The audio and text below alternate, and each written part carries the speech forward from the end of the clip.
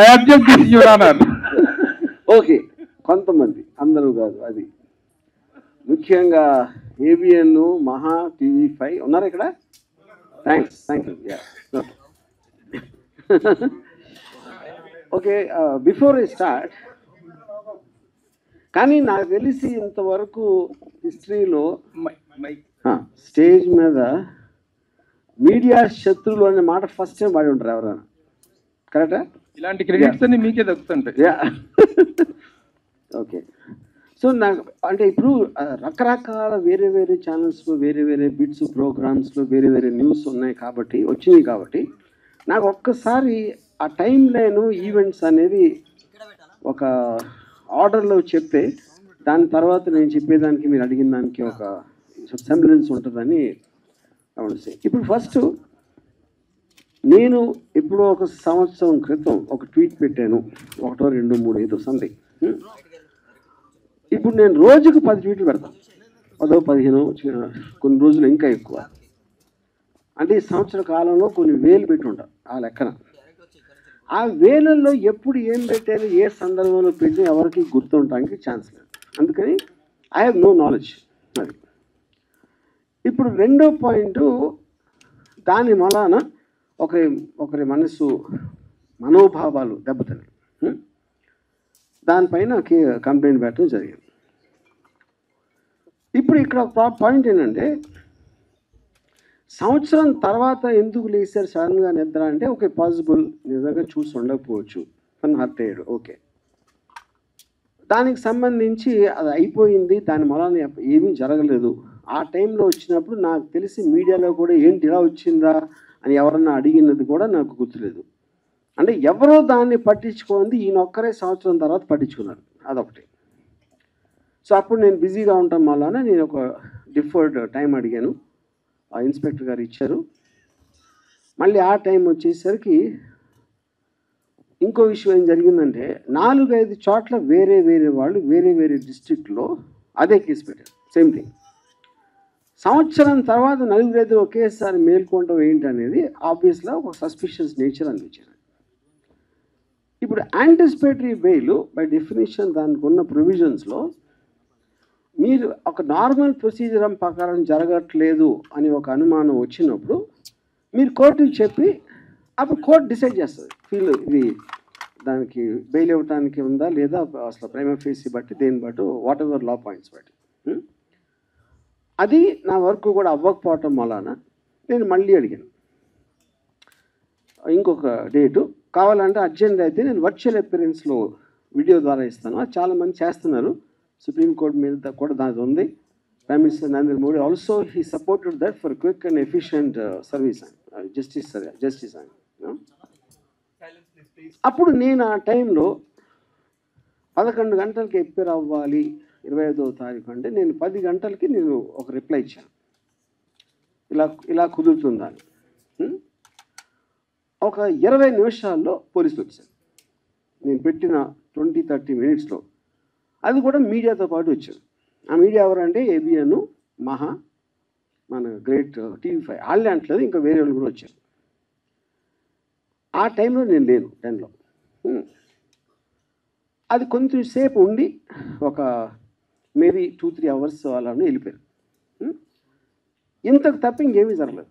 ఇది 25th ఎప్పుడైతే ఇది స్టార్ట్ అయిందో ఓపెనింగ్ సీక్వెన్స్ ఇది, మిగతా సినిమా అంతా మీడియా తీశారు.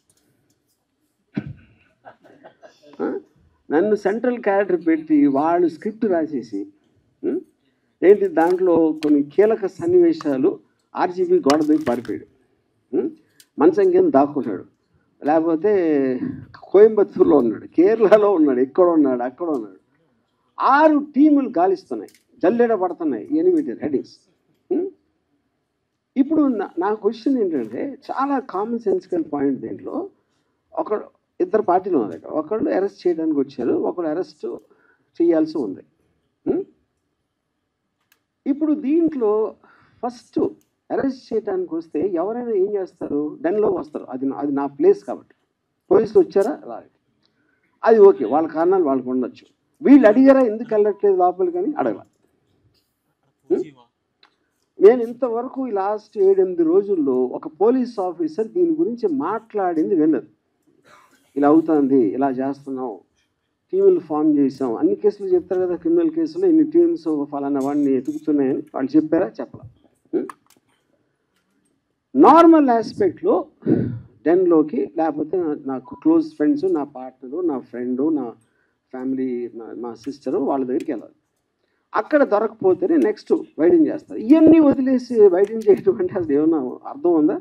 అది ఎవరు అర్థం? పోలీసులు కంప్లీట్ వాళ్ళు చెప్పలేదు మేము చేస్తున్నాం అని.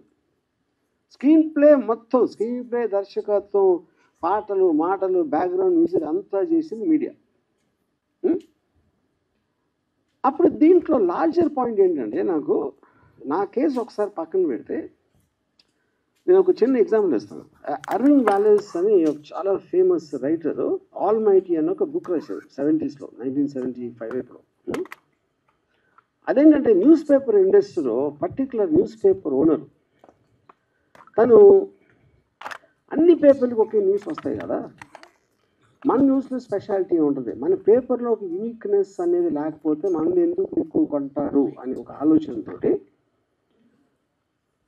మన దగ్గరే ఉండాలి ఆ న్యూస్. అప్పుడు ఎలా అవుతాయి? మన దగ్గరే మనమే సృష్టించారు అని ఇన్సిడెంట్ క్రియేట్ చేసి ఆ ఒక్క పేపర్లోనే ఇన్సిడెంట్లు వచ్చాయి. ఇన్సిడెంట్ క్రియేట్ చేసింది కూడా ఇతనే. అది దీన్ని బేస్ చేసి అంతిమ తీర్పు అలాంటి కొన్ని సినిమాలు కూడా వచ్చినాయి ఆ టైంలో, ఆల్ మైటీ బుక్ బేస్ చేసి. కానీ ఇప్పుడు ఒక ఎక్స్ట్రాడినరీ అడ్వాన్స్మెంట్ ఏమైపోయిందంటే న్యూస్ సృష్టించగల ఉన్న న్యూస్ని మీరు వేరేగా చూపించారు. అది మనం ఇప్పుడు డెవలప్మెంట్ అయ్యింది అది. సో దానికి ఎగ్జాంపుల్ ఇందాక ఇచ్చాను అది. ఇప్పుడు కమింగ్ టు ద కేస్, ఇప్పుడు ఇది నా ఒక్కడిదే కాకుండా ఐ ఫీల్ ఇప్పుడు లా అనేది ఎప్పుడో సంవత్సరాల క్రితం ఎప్పుడు చేస్తారు. లాకి టెక్నాలజికల్ అడ్వాన్స్మెంట్కి, సోషల్ అడ్వాన్స్మెంట్కి ఆల్వేస్ ఒక చిన్న గ్యాప్ ఉంటుంది. ఆ గ్యాప్ ఎందుకు ఉంటుందంటే మీరు సృష్టించినప్పుడు ఉన్న కండిషన్స్, టెక్నాలజీ వేరవ్వచ్చు. ఇప్పుడు అది మారిపోయింది కాబట్టి దాన్ని ఎలా కవర్ చేస్తుందని ఒక వేగ్నెస్ వచ్చేస్తుంది లాలో. సైబర్ దాంట్లో అది ప్రాబ్లం. సోషల్ మీడియా ఇప్పుడు వచ్చింది, లేకపోతే లైవ్ స్ట్రీమింగ్ ఇలాంటివి వచ్చినప్పుడు ఏ విధంగా దాన్ని ఎనాక్ట్ చేయాలి అనేది చాలా కష్టమైపోతుంది. అది చెప్తాం. అప్పుడు ఎవరి దృష్టిలో ఇప్పుడు టూ మచ్ చేయకూడదు అని వింటాం మనం. టూ మచ్ అంటే ఏంటి అసలు? అదేమో డెఫినేషన్ ఉంటుందా? డిక్షనరీలో దొరకదు. ఎవరి దృష్టిలో టూ మచ్, ఆ టూ మచ్ని ఎలా మెజర్ చేస్తారు? టూ మచ్ ఇవన్నిటికీ ఆ డిఫరెన్స్ ఉంటుంది కదా ఇప్పుడు. ఎందుకంటే మనుషులు అన్నాక వేరే వేరే సెన్సిబిలిటీస్ ఉంటాయి, వేరే ఆలోచన దృక్కులు ఉంటుంది, వేరే ఐక్యూ లెవెల్స్ ఉంటాయి, ఎడ్యుకేషన్ లెవెల్ వేరు ఉంటుంది. అప్పుడు అందరికీ కామన్ చేసి ఇది టూ మచ్, అది 3 మచ్ అని చెప్తారు. ఇప్పుడు ఉదాహరణకి నేను 2 days బ్యాక్ ఒక మీమ్ పెట్టాను. డొనాల్డ్ ట్రంప్ కమలా హ్యారిస్కి షాపింగ్ చేస్తాడు, గుండె చేస్తాడు.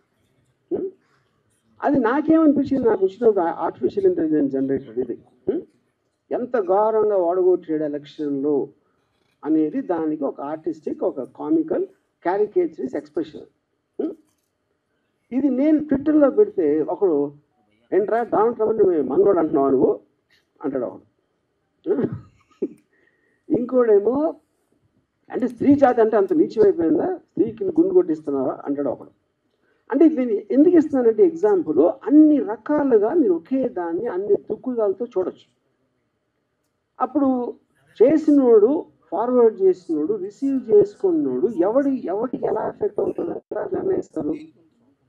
అప్పుడేంటి కార్టూన్ మీరు నవ్వించడానికి పెట్టారా ఏదో? అంటే ఇప్పుడు సోషల్ మీడియాకి మెయిన్ స్ట్రీమ్ మీడియాకి డిఫరెన్స్ ఏంటి? సోషల్ మీడియాలో ఎవడెవడో చేస్తూ ఉంటారు, అప్పటికప్పుడు మూడు వచ్చింది, ఆ టైమ్స్ ఉండొచ్చు, లేకపోతే ఆ టైంలో ఆడికి అర్థం అవ్వకుండా అవ్వచ్చు, ఇంకేం పని లేదు కాబట్టి ఏదో చేయటానికి పెట్టాడు. ఇలాంటి రకరకాలు ఉన్నాయి. It is not possible to దాన్ని రెగ్యులేట్ చేయటం అనేది ఎందుకు పాసిబుల్ కాదంటే వేలల్లో ఉంటాయి.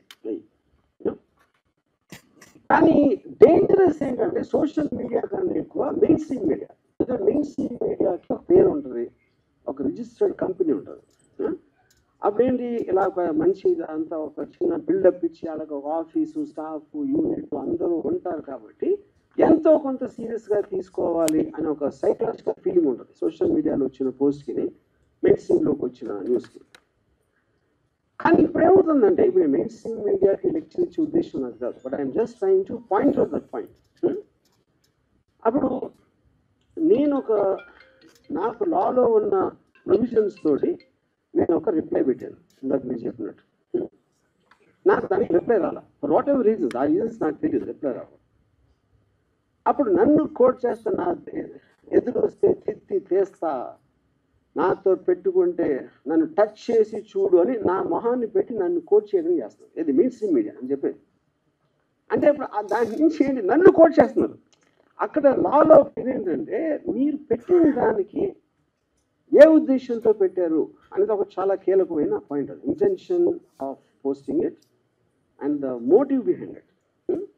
ఇప్పుడు ఫర్ ఎగ్జాంపుల్ ఒక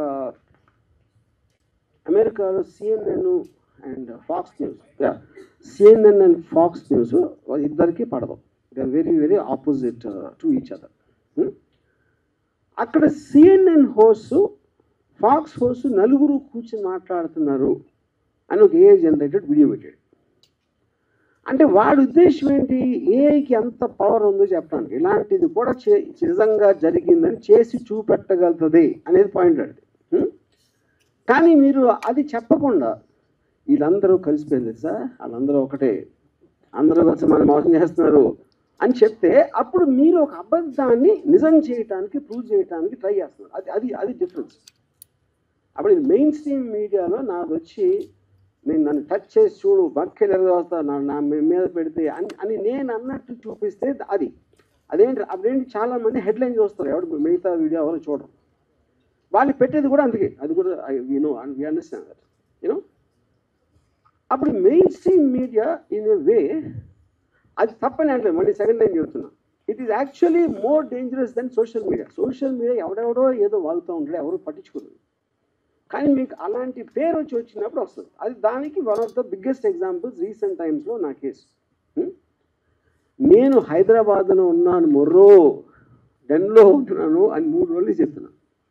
నేను లైవ్లో ఇంటర్వ్యూలు ఇస్తున్నాను ఇది టీవీ ఛానల్స్కి వెళ్ళి, అయినా కూడా they are not stopping that. అదొకటి. నెక్స్ట్ ఏమంటున్నారు, ఎక్కడే ఉన్నా ఇంకా పట్టుకోవట్లేదని పోలీసులు పట్టుకోని ఎప్పుడు చెప్పారు అసలు నీకు అంతకన్నా జోక్ ఉంటుంది అన్నది. అసలు వాళ్ళు చెప్పలేదు వారెంట్ ఉందని చెప్పలా, పట్టుకోవడానికి వచ్చామని చెప్పలేదు. ఇంకా పట్టుకోవట్లేదంటే గవర్నమెంట్ మారిన ఇప్పుడు కూడా పోలీస్ శాఖ వైసీపీగా పనిచేస్తాను అనమాట. అండ్ అది కూడా లేకపోతే నా ఫ్రెండ్స్ ఎవరో ప్రకాష్ రాజు లేకపోతే నాగార్జున వీళ్ళు నన్ను దాచారని అంత ఇది ఉంటే అక్కడికి వెళ్ళాలి కదా. అంత ఇన్ఫర్మేషన్ మీడియా దగ్గర ఉంటే వీళ్ళే కదా ఇప్పుడు డిటెక్టివ్స్. పోలీస్ శాఖ డిటెక్టివ్స్ అనేది మీనింగ్లెస్ ఇవాళ రోజుల్లో. Media is the detective. Media detection ఎక్కడ చేస్తుంది, వాళ్ళ మైండ్లో చేస్తుంది. దానికి ఎవిడెన్స్ కానీ దానికి ఒక సపోర్ట్ బేసిస్ అనేది ఉండదు. కానీ నా ఫీలింగ్ ఏంటంటే ఎంత చేసినా ఇప్పుడు సోషల్ మీడియాలో ఒక లాలో ఒక ఆస్పెక్ట్ ఉంది. 4 E's అంటారు దాన్ని. ఇంజనీర్ ఒక ప్రాబ్లమ్ని ఇంజనీర్ చేసి ఎలా దీన్ని ఆపాలి లేకపోతే కంట్రోల్ చేయాలి లిమిటేషన్ పెట్టాలి అంటే ఇంజనీర్ చేయాలి. దాన్ని ఎనాక్ట్ చేయాలి, ఒక లాగా తీసుకోవాలి. ఓకే ఈ పరిస్థితి ఇది అని డెఫినేషన్లు అన్ని ఇచ్చి పారామీటర్స్ ఫిక్స్ చేయాలి. దాని తర్వాత ఎడ్యుకేట్, ప్రజలకు చెప్పాలి ఓకే ఇంతవరకు మీరు చేశారు కానీ ఈ రోజు నుంచి ఇలాంటివి వస్తాయి, ఇలా వస్తాయి. That is what called education. దాని తర్వాత ఎన్ఫోర్స్మెంట్. ఆ ఎడ్యుకేట్ చేసిన తర్వాత కూడా దాన్ని వాడు నేను అతిక్రమిస్తే దానికి ఒక కాంటెక్స్లో పనిష్మెంట్ ఏదేదో పెనలైజేషన్ జరుగుతుంది. ఇక్కడ మనం ఉన్న ఈ టైమ్స్ ఏమవుతుందంటే ఈ 4 E's కూడా లేవు. అది ఎవరు ఎంతసేపు సోషల్ మీడియా టూ మచ్ అయిపోతుందండి, మరీ కొంచెం మితిమీరిపోతుంది అని అంటున్నారు. కానీ అది ఎలా ఆపాలనే ఆలోచన కూడా ఎవరు చేయట్లా కూర్చొని. అదే చేయనప్పుడు మిగతా 3 ఎక్కడ వస్తాయి. 100% we agree that there's some very offensive posts. There's no doubt about it. Offensive నా దృష్టిలో ఒకటి వచ్చి మీ దృష్టిలో ఒకటి, అది కూడా అగ్రీ. కానీ ఫ్రీ సొసైటీలో బై డెఫినేషన్ మీకు టాలరేషన్ ఉండాలి, లేకపోతే ఫ్రీ సొసైటీ అవ్వదు. నా అభిప్రాయం అనేది నాకు చెప్పినప్పుడు మీ అభిప్రాయాన్ని కూడా నేను అదే దాంట్లో తీసుకునే స్పిరిట్ ఉండాలి. నా అభిప్రాయం కరెక్ట్ అన్నప్పుడు ఫ్రీ సొసైటీ ఎలా అవుతుంది? So that is one point. అప్పుడేంటి, ఒక జోక్ అనేది ఇంకొకరిని అఫెండ్ చేస్తేనే వస్తుంది జోక్, లేకపోతే జోక్ ఎట్లా అవుతుంది? కార్టూన్ చూశాను, అది ఈనాడా ఎక్కడ ఎక్కడైనా సరే, కార్టూన్ అనేది ఇంకొకరిని గేమ్ చేయకుండా, ఇంకొకరితో గురించి వ్యంగ్యంగా మాట్లాడకుండా, ఇంకొకరి గురించి స్ట్రాంగ్గా మాట్లాడకుండా ఉంటే కార్టూన్ అనేది ఎగ్జిస్టెన్స్ లేదు ఫస్ట్. ఇప్పుడు చాలా పాత రోజుల్లో 60s, 70s జార్జ్ వెల్ అని ఒక చాలా famous writer, is a Pulitzer prize winner, animal farm అని ఒక బుక్ రాశాడు. దాంట్లో తన దేశంలో కమ్యూనిజంకి డెమోక్రసీకి ఉన్న డిఫరెన్స్లో తను ఏం చెప్పాడంటే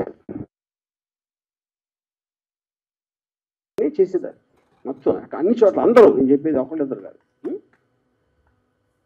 అప్పుడు వాటిని మీరు రిస్ట్రిక్ట్ చేయలేరు కాబట్టి ఇందాక చెప్పింది సీరియస్గా తీసుకోవట్లేదు. America is not able to control.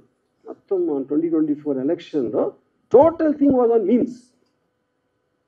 ఇప్పుడు డొనాల్డ్ ట్రంప్ ట్రయల్ జరుగుతుంటే ఆల్విన్ బ్రాగ్ అని attorney general of United states, Trump ఒక మీమ్ పెట్టాడు. ఆల్విన్ బ్రాగ్ ఉండి వెనకాల నుంచి బేస్బాల్ బ్యాట్ తోటి తల మీద కొడుతున్నట్టు పెట్టాడు. ఏది తన ఓన్ ట్విట్టర్లో. అది ఆ తర్వాత అమెరికన్ ప్రెసిడెంట్ అయిపోయాడు, అది వేరే విషయం. దాని తర్వాత సో ఇప్పుడు దీనికి ఒక చిన్న కనెక్షన్ ఏముంటుందంటే, సినిమా సెన్సార్ బోర్డు ఎందుకు ఉంది? 1952 సినిమాటోగ్రాఫ్ యాక్ట్లో వాళ్ళు అప్పుడు ఫీల్ అయింది ఏంటంటే, ఒక powerful medium imagery, dialogue, video వీటితోటి బయటకు వస్తే అఫెండ్ అవ్వచ్చు అదవచ్చు అని ఇలాంటి అన్ని అనుకుని ప్రతిదీ ఒక బోర్డు చూసి డిసైడ్ చేసి సర్టిఫికేషన్ చేయాలి. సోషల్ మీడియా లేదు, ఇంటర్నెట్ లేదు, శాటిలైట్ టీవీ లేదు, ఏమీ లేనప్పుడు వచ్చిన యాక్ట్. అందుకని దీన్ని ఏం చేయాలో తెలియక దీన్ని వదిలేస్తున్నారు. ఓటీటీ లైవ్ చూపిస్తారు, లైవ్ స్ట్రీమ్లో బూతులు తిడుతూ ఉంటారు, పాలిటీషియన్స్ బూతులు తిడుతూ ఉంటారు, మెయిన్ స్ట్రీమ్ లివింగ్ రూమ్లో పిల్లలు ఉన్నప్పుడు. అది ఎందుకంటే మీకు సెకండ్ బై సెకండ్ వెళ్ళిపోతూ ఉంటే మీరు చెప్పేది బయటికి, దాన్ని ఎలా సెన్సార్ చేస్తారు? అప్పుడేదో అది చేసాం కాబట్టి ఇప్పటికీ సినిమాలు ఒక్కదానికి పరిమితం చేస్తారు సెన్సార్. అంటే లాస్ అనేవి అలా యాక్ట్ అవుతాయని చెప్పడం నేను ఆ దృష్టి తీసుకోవడానికి చెప్తున్నాను. సో అప్పుడు అది కంట్రోల్ ఎలా చేయాలి, అసలు చేయాలా వద్దా అనేది మేజర్ ఇష్యూ. ఇప్పుడు సపోజ్ ఇది నాకు జరగలేదు అనుకోండి, ఇది ఎవరికో జరిగింది అనుకోండి, నాకు తెలిసి నేను కూడా ఎంజాయ్ చేసేవాడిని. ఎవరో డైరెక్టర్ ఎక్స్ ఆడు ఉనికిపోతున్నాడంట, గోడ దూకిసాడంట, సిలోన్ పారిపోయాడంట అంటే I'm sure even I would have enjoyed that. ఎందుకు ఎంజాయ్ చేస్తామంటే మనిషి నైజంలోనే ఇంకొకటి ప్రాబ్లం ఉన్నప్పుడు మనకి డ్రమాటికలీ ఇంట్రెస్టింగ్గా ఉంటుంది అది వినటానికి. అందుకని మీకు ఎప్పుడు కూడా థంబ్ లైన్స్ అనేది నెగిటివ్ ఇష్యూస్లో వస్తాయి. నెగిటివ్ థంబ్ లైన్ ఉంటేనే ఓపెన్ చేస్తారు, లేకపోతే ఓపెన్ చేయడం దాన్ని ఫస్ట్. అప్పుడేంటి, అదే ఫ్యాక్ట్ అని అనుకుని ఓకే అని అనుకోవచ్చు. ఎందుకంటే మీరు చేయలేని దాంతో మన కోవిడ్ వచ్చినప్పుడు సహజీవనం చేయాలని చెప్పారు కదా, అంతే. అప్పుడు అది ఇది అనుకుంటే అలా తీసుకుంటే అసలు ప్రాబ్లమే లేదు.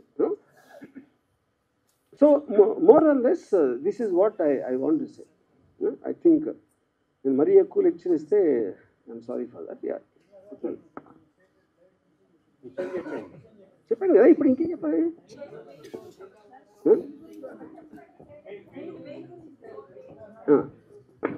కాదండి, ఇప్పుడే బెయిల్ ఏ పరిస్థితులు వేస్తారు అని చెప్పారు ఆల్రెడీ. అది వినలేదా మీరు?